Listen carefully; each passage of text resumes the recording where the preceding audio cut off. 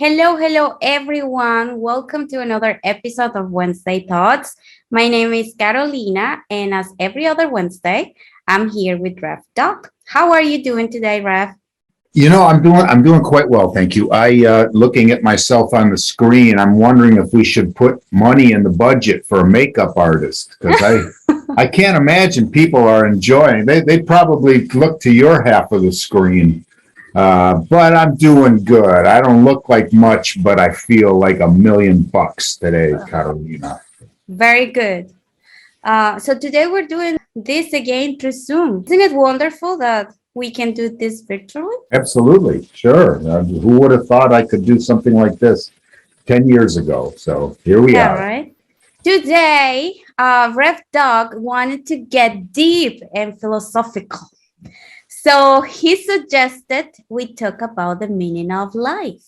Mhm. So, is there such a thing as a meaning to life that applies to everyone? No, as a matter of fact, there's not. Meaning is very, very important. However, I think one of the biggest and most important books on the meaning of life or the importance of the meaning of life came from a psychiatrist named Viktor Frankl last century. He was a concentration camp prisoner for many years. And during that time, he discovered the meaning of life as a concentration camp prisoner and seeing many of his fellow prisoners die and to see the bad side of life. And he determined that having a meaning in life is absolutely vital and important for life to be worth living. And he was very important in that. But because meaning is so important, any number of different religions and cultures have tried to provide a sense of what is the meaning of life. So when I say no, there is no universal meaning, by that I mean there's no one agreed upon meaning to life. I think all different cultures and different religions have their own ideas. So for example, in America, I think one of the things that people would say the meaning of life is to pursue the American dream, life, liberty, and the pursuit of happiness. That's what the meaning of life is. And so the American dream has sort of guided the way people live their lives and what they aim for and how and the things they do and what they build their lives around. And the American dream had a lot to do with prosperity. The American dream says that life can always get better. We can be upwardly mobile. Our children can have a better life than we had. So, and because the American dream is so pervasive and is so much a part of our culture, that most people just take it for granted that the purpose of life is to become more comfortable, more prosperous, to have more things, and so forth. When in fact, throughout history, that has not necessarily been the case. So some people would say, why do you have to talk about the meaning of life? Well, doesn't everybody know what it is? Become more comfortable, have more things, and so forth. Do what everybody else is doing. Keep up with the Joneses, as they used to say. And in the grand scope of human history, the American dream is something very recent, and there are any number of different other cultures and religions that have provided meaning for life. So, I always, when I hear people talk about the meaning of life, most times people refer to find happiness. Absolutely, but one of the things that has been discovered by wise people, philosophers, psychologists, theologians, is that happiness as a pursuit is very elusive. In order to become happy, you sort of have to not seek happiness. You need to find other things, and happiness comes from them rather than happiness coming as a ready-made package for us. It has to be a part of a lifestyle and the way we live that produces happiness. So that's why meaning is so important, because meaning gives you a sense of satisfaction, of accomplishment, of the significance and importance of life that is really one of the bases of being happy. So happiness and having a purpose in life gives us meaning. But there is not a magical recipe that we can follow. So is there any guarantee that we can fulfill the meaning of life? Well, that's one of the things that I think our particular culture is now in crisis. Our society is in crisis over because with each generation, so my parents' generation, they're in their late 80s, early 90s, if they're still with us. They had an idea of the American dream being fulfilling. I, as a baby boomer, kind of subscribed to the American dream. And now with each new generation younger than I am, that's becoming more in crisis. And people are beginning to say, is this American dream and this meaning of life actually, something that we can actually accomplish? Or is it now something that will lead only to frustration? So, but people have been thinking about that for a long time, Carolina. Can you actually find meaning in life? I think if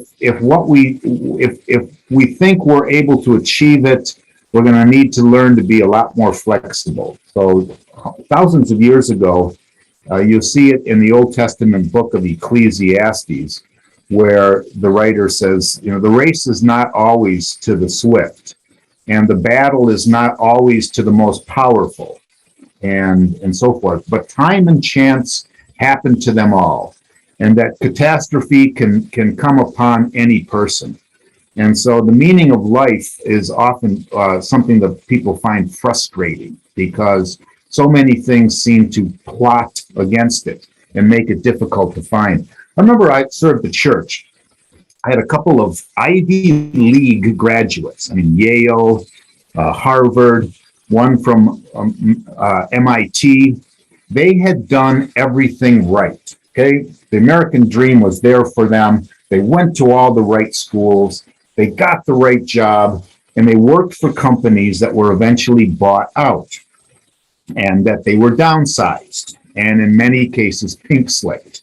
And here these guys are who had done everything right according to the American dream. They were living the purpose of life, only to discover, through no fault of their own, that this doesn't happen as easily as they want. And that's when people need to go into a bit of a crisis and say, maybe I had things wrong all along.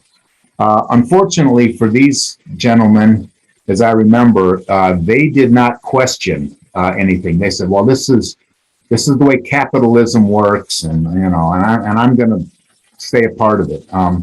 Other people might try to rebel against it. So, but this is an opportunity when life doesn't cooperate with us, and the meaning of life is not something easily achievable. Some people will get sick, for goodness sake. Some people plan for retirement to that one day when they can sit on their golden egg and they've got everything made. There's no longer any demands at work.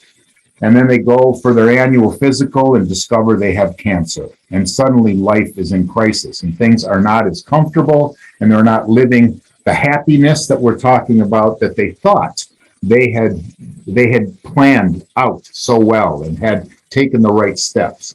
And so that's when I think when crisis hits and when we realize that life doesn't always cooperate with us, and that maybe the meanings that have been given to us by culture and sometimes by religion need to be revisited. And we need to start to come up with something that's really personal for each one of us. Can you give us some examples of somebody who found the meaning to life that agrees with you?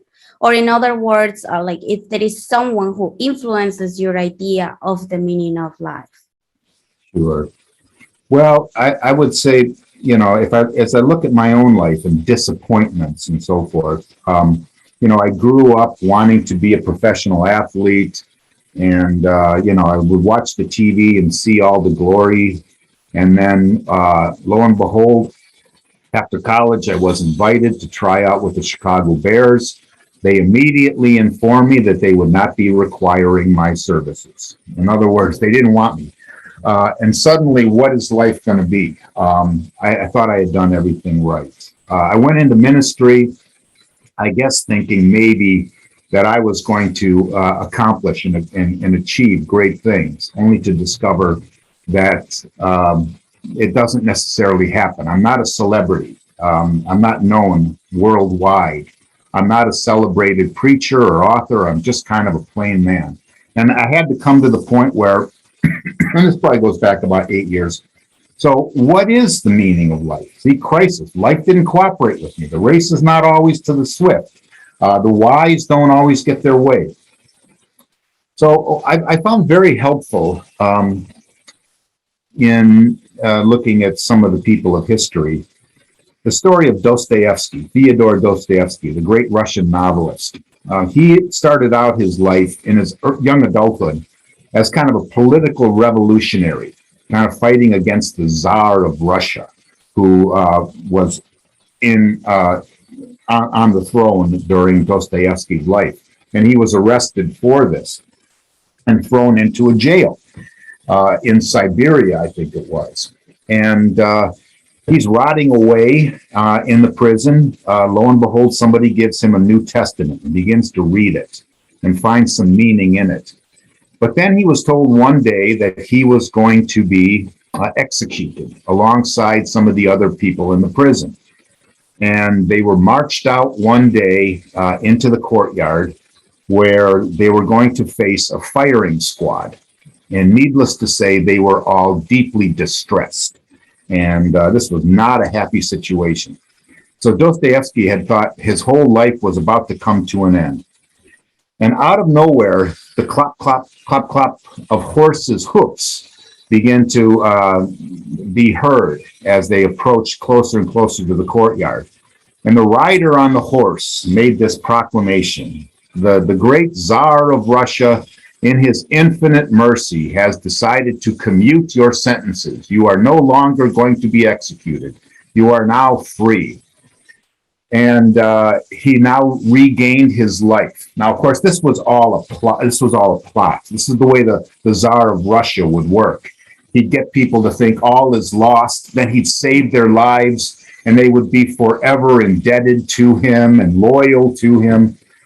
Some of the other prisoners collapsed psychologically, just became a mess and went into insanity. But Dostoevsky woke up and said, wow, I now have this gift of life, more precious than any possession I could ever imagine. I have me once again.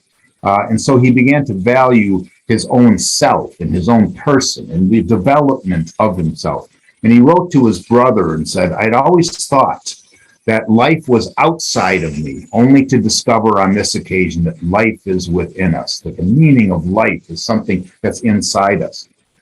Well, I also, speaking of Russia, rely a bit on a man named Solzhenitsyn, who similarly was a political prisoner during the Soviet era when Stalin was the premier of the Soviet Union. He was sent to Siberia, to the prison, and eventually, as his time in prison was coming to a close, he looked around and said, bless you, prison.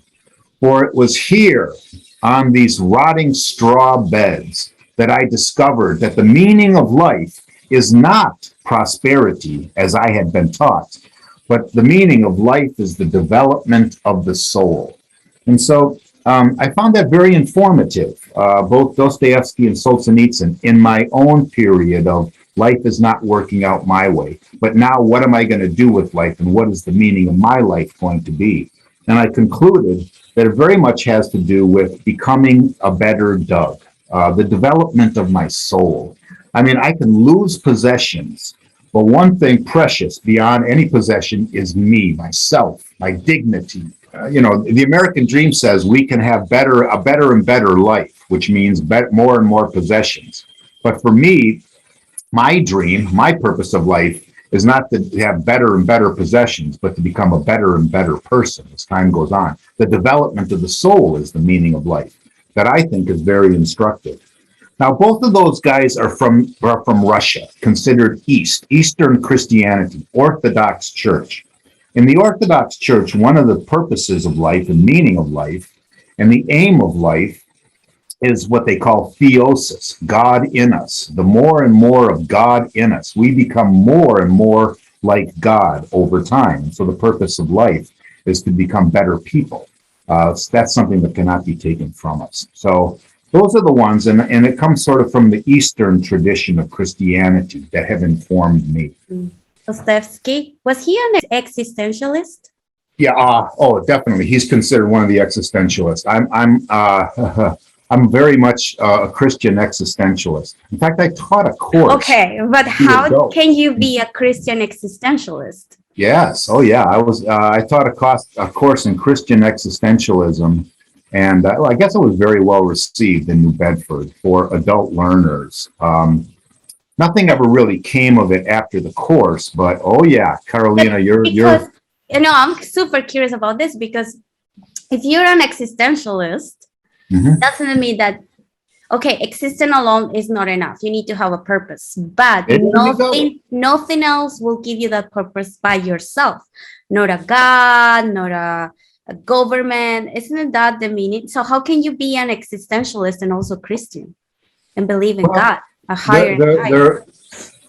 There are what are called maybe atheistic or secular existentialists who would say, no, that the meaning of life is something you must arrive at solely by yourself, because there is no God. Life is absurd. The meaning, the universe is empty. Therefore, if there's going to be any meaning, it's going to have to come from you.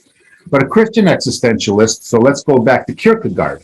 Now, Kierkegaard would say very much that in a sense, the universe is absurd, that there's not any meaning given to us, and therefore meaning is something we must live into. And so for Kierkegaard, the meaning of life to him was this radical life of the discipleship of Jesus. And he had to leap into the faith that this was, in fact, a valid and significant meaning to have in life. And so the Christian existentialist would say, yes, meaning is not ready-made for us. We should not just rely on somebody else, even the church, to tell us what the meaning of life is. We have to come to it ourselves. But the Christian existentialist would say, but we have been provided, in a sense, a model for this meaning of life in Jesus, God in the flesh, who lived the human life in the fullest sense of the truth, and that we leap into this radical life of discipleship and no longer relying on the customs and on everything that's been provided to us by our culture and even by the church. So then again, we go back to the leap of faith. We go back to what? I'm sorry? The leap of faith. Absolutely. It goes back to the leap of faith, because if in fact there's no meaning given to us, and sometimes the meanings that are given to us, like the American dream, turn out to be a bit of a sham and inadequate, are we going to say, well, there is no meaning to life? Or are we going to say, well, maybe I had it wrong, and maybe what I need to do is to leap into a sense of meaning that, does not exactly seem easy and achievable, but I leap into it nevertheless in faith and in trust that this, in fact, is a fulfilling way to live my life. Do you think you will be able to fulfill your life's meaning? Well, that's one of the things in the Christian faith that we would say is, in and of ourselves, we cannot complete ourselves. We cannot completely fulfill our lives. That fulfillment must come from beyond us, from God. And death is probably the greatest example of that. Life comes to an end, and death brings it to an end. And with it, death could make all of our pursuit of meaning seem absolutely frustrating and ridiculous. Why did you seek meaning in life only to have it all taken from you by death? And so in the Christian faith, we would say, yes, but death is a gateway, a door to the fulfillment of life in God, beyond life. And so one of the people that I sometimes look to in this long process of trying to fulfill ourselves, become better people, was the artist Michelangelo. Michelangelo was really very, he spent his life trying to constantly improve himself as a human being, but also as an artist. And on his deathbed, his last words reportedly were, "Still I am learning." So, in other words, throughout life, he was learning. He was seeking improvement. He was talking about this development of the soul and this improvement as an artist and so forth, the kind of things I'm talking about, only to find that in death, there's still this ongoing process of learning. And it is then that we leap, because once death comes, we are 100% powerless. It is only by the grace of God and God's bringing us to fulfillment that life finally does reach its completion. And wouldn't it be wise if our lives come to completion at death, that during that time we had paid a lot of attention to the development of our souls, because that is what lives beyond death and into life beyond death, into what we call at this church the larger life. So the development of the soul, but God finally brings that development to completion, not me. Would it be okay to say that maybe we are here in this life to prepare our soul, and for the end, after life, when we die, our soul will be more ready to live with Christ and God in the afterlife? I think any number of good Christian theologians would say life is very much a process of letting go and letting God. We die to ourselves. Jesus says, if you want to follow me, you must take up your cross and follow me daily. And so life, because the one who tries to gain the world loses it, but the one who loses his life for my sake gains eternal life. And so life is an ongoing process of letting go of our own ideas of what life is supposed to be, and allowing God a little bit more control over our lives. And so one of the meaning or projects of life is this process of letting go. Letting go, accepting Christ, and having faith that in him you will have everything that you need in life and to be fulfilled. Yeah. Well, I mean, what does he do? What are Jesus' last words? Into your hands I commend my spirit, Lord. It is Jesus put his life, his spirit, his soul into the hands of God, and God raised him, and he's our example of how one goes about life, and it's by virtue of his faithfulness that he then shares with us that we are allowed to be brought to completion by God and into God's presence. So, yeah, very well. Well, thank you so much, Rev Doc. This is a very interesting topic. Good. Okay. Well, thank you, Carolina. I hope we all stay safe. We're going to get through this pandemic and into better days ahead. Yes, we are. And for you, everybody, thank you so much for watching. Don't forget to like our video and to subscribe. And we'll see you on another Wednesday for another episode. Bye-bye. Bye now.